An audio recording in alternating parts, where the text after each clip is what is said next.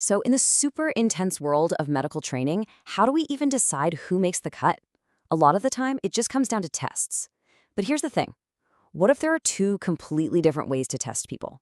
One is basically a race against your peers, and the other is a challenge to prove you can meet a fixed standard. Let's really break down these two philosophies to see how we measure what actually matters. I mean, we've all been there, haven't we? That feeling of staring at a test score, just trying to figure out what it means. The dreaded bell curve, the thing that could turn your 85% into an A or a C based entirely on how everyone else in the room did. It really makes you ask a huge question.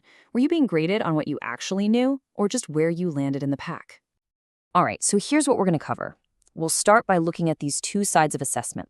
First, the race against your peers, and then the idea of clearing the bar. After that, we'll figure out which is the right tool for the job. And finally, we'll get to the big question. Should we value competence over competition? Okay, first up, let's talk about the one most of us are probably way too familiar with from school, the race against our peers. The official term for this is norm-referenced assessment. So the whole idea here is pretty simple, actually. Your performance is only meaningful when you stack it up against other people. It's not really about what you know in an absolute sense. It's all about where you fall in the lineup. Are you top 10%? Are you in the middle? Or are you at the bottom? That's really the only question this system is trying to answer. So, how does it actually work? Well, it's all about that bell curve, a system that basically guarantees some people will be on top and some will be at the bottom. Your score is usually a percentile. So if you get the 90th percentile, that doesn't mean you got 90% of the answers right. Nope.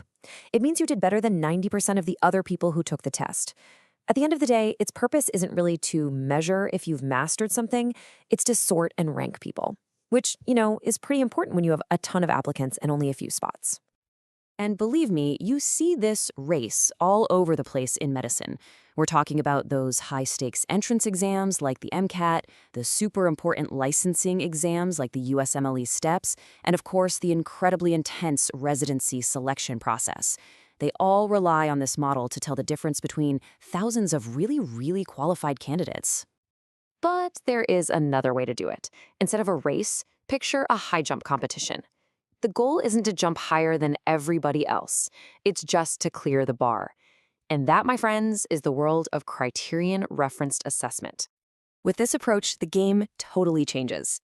Your performance is measured against a fixed, totally transparent standard. It doesn't matter one bit if you're the first person or the last person to clear that bar. All that matters is that you meet the criteria that's already been set for what it means to be competent. You can see the huge philosophical shift here, right? This whole system is based on standards that are clearly laid out. You know exactly what you need to do. The goal isn't to create a ranking. The goal is for everybody to achieve mastery. Success is a simple pass or fail. You meet the standard, you pass. What your classmates are doing is completely, totally irrelevant. And in medicine, this is absolutely critical. Just think about a hands-on clinical skills exam. You don't want a doctor who is just better than average at doing a procedure. You want a doctor who has mastered it. That's why board certifications and a lot of those in-person exams use this pass-fail standards-based model. So, what we have here are two very different tools. Which one's better? Well, the answer really depends on what you're trying to measure. Let's put them side by side and see. Okay, so the race, or norm reference testing. It is fantastic for one thing, ranking a bunch of people really fast for selection. But its huge downside is that it creates what you could call artificial scarcity. It forces a certain number of people to fail, even if they're pretty competent, and it gives you almost no useful feedback on how to get better. Now, the standard, or criterion reference testing, is the complete opposite. It provides crystal clear learning targets and tons of detailed feedback. The catch? Setting those standards is incredibly difficult, and it's also time-consuming and expensive to do it right. And this right here points to one of the biggest arguments for the standards-based approach. Research in medical education is pretty clear. When schools switch over to pass-fail systems, student well-being and mental health get a whole lot better. And get this, it happens without any drop in academic performance on the big exams. The whole focus shifts from competition to collaboration and just learning. But of course, there's a real-world problem. If every student just has a pass on their transcript, how is a director of a super competitive residency program supposed to choose between two amazing candidates? They worry that this system, even though it's better for students' mental health, makes their job of picking the absolute top tier way, way harder. But when you look at the scientific rigor of it all, the evidence really points in one direction. Studies have shown that criterion reference systems are actually more reliable, especially when you have a bunch of different people grading a single performance, like in a clinical exam. The scores just mean more, and they give you a much more solid, defensible way to say, yes, this person has truly met the standard required to be a doctor. So where do we land in all of this? After comparing the race to the standard, what's the final verdict here? Competence or competition? You know, the most practical answer seems to be that there's a time and a place for both. Norm-referenced ranking is kind of a necessary evil for selection when you have very limited spots, like for admissions or residency matching.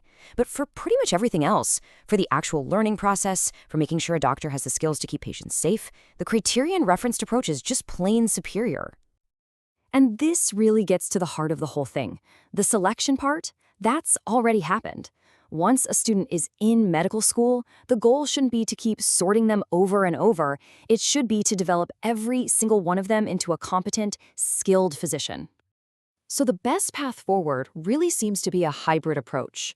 The vast majority of medical school should be focused on mastery, using those standards-based pass-fail tests to make sure every student gets the essential skills down pat. Then, and only when it's absolutely necessary for a few specific selection decisions, can you bring out the ranking tools. At the end of the day, this whole debate forces us to ask a much, much deeper question. The tests we create aren't just tools to measure things. They're basically statements about what we value. So as we think about how to train the next generation of doctors, or really any professional, what should we really be measuring? Their rank in a crowd, or their ability to clear the bar?